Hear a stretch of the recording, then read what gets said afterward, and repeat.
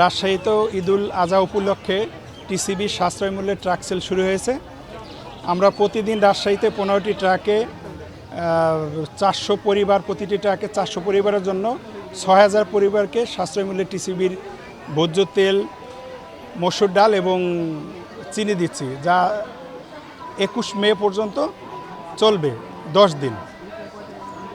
প্রতি কেজি মসুর ডাল 70 টাকা দরে 2 কেজি 140 টাকা, চিনি 80 টাকা দরে 1 কেজি 80 টাকা এবং ভোজ্য তেল 130 টাকা দরে 260 টাকায় 2 কেজি 2 লিটার ভোজ্য তেল সাশ্রয় মূল্যে দিচ্ছি।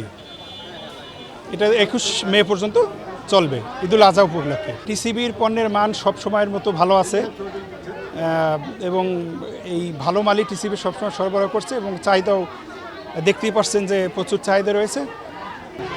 বরাদ্দ প্রতিবারের মতো ওই 400 পরিবারকেই প্রতিটি ট্রাকে দিচ্ছি এবং 15টা পয়েন্টে এই জেলায় আমরা দিতেছি।